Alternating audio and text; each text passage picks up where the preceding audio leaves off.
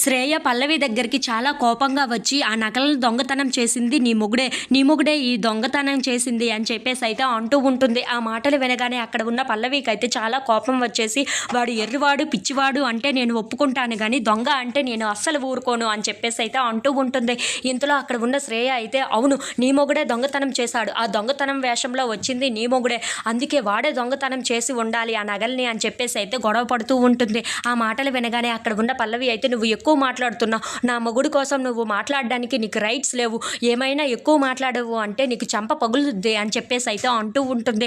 ఆ మాటలు వినగానే అక్కడ ఉన్న పల్లవికి అయితే చాలా కోపం వచ్చేసి, ఏంటి ఆ రోజు నగలు పోతే పోలీస్ కంప్లైంట్ ఇద్దాము అంటే నీ మొగుడు వద్దన్నాడు, తర్వాత స్వయంగా తనే ఆ నగల్ని తీసుకొని వచ్చాడు అంటే అది చేసింది శ్రీకరణే కదా అర్థం, అంటే నీ మొగుడే ఆ దొంగతనం చేశాడు అని చెప్పేసి అయితే అంటూ ఉంటుంది. ఆ మాటలకి అక్కడ ఉన్న శ్రేయ అయితే, ఏంటేంటి ఇప్పుడు నా మొగుడు మీదకి తోసేస్తున్నావా, నేనేమో నీ మొగుడు దొంగ అన్నానని చెప్పి ఇప్పుడు నా మొగుడు మీద పడ్డావా, నువ్వు చెప్పుతో కొడతాను అన్నావు కదా, నేను కూడా అదే చెప్పుతో కొట్టగలను, ఆ విషయం గుర్తుపెట్టుకో అని చెప్పేసి అయితే అంటూ ఉంటుంది.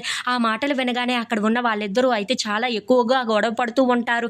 ఇంతలో అక్కడికి పార్వతి వస్తూ ఉంటుంది. వాళ్ళిద్దరు గొడవ చూసి, ఏంటి ఇక్కడ చేపల మార్కెట్ అనుకుంటున్నారా ఏంటి ఇలా గొడవ పడుతున్నారు, ఎందుకు ఇదంతా అని చెప్పేసి అయితే చాలా గట్టిగా వాళ్ళిద్దరిని గదమాయిస్తూ ఉంటుంది. అది విని అక్కడ ఉన్న వాళ్ళిద్దరూ అయితే ఒక్కసారిగా షాక్ అయిపోయి, అమ్మో ఇప్పుడు మా ఇద్దరం గొడవలు పడ్డాము అంటే అత్తయ్య గారి ముందు ఎంత చులకన అయిపోతాము అని చెప్పేసి అయితే అనుకుంటూ మళ్ళీ వాళ్ళిద్దరూ అయితే చెమ్మ చెక్క చారడేసి మొగ్గ అని చెప్పేసి అయితే ఆటలు ఆడుకుంటూ నవ్వుకుంటూ అయితే అక్కడ నుండి వెళ్ళిపోతూ ఉంటారు. అది చూసి అక్కడ ఉన్న పార్వతి అయితే ఒక్కసారిగా షాక్ అయిపోతూ ఉంటుంది.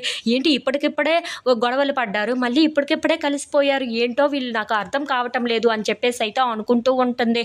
ఇంతలో అక్కడ ఉన్న శ్రీకర్ కమల్ వాళ్ళు మాత్రం వీళ్ళకి నంది అవార్డే ఇవ్వచ్చు అని చెప్పేసి అయితే అనుకుంటూ మాట్లాడుకుంటూ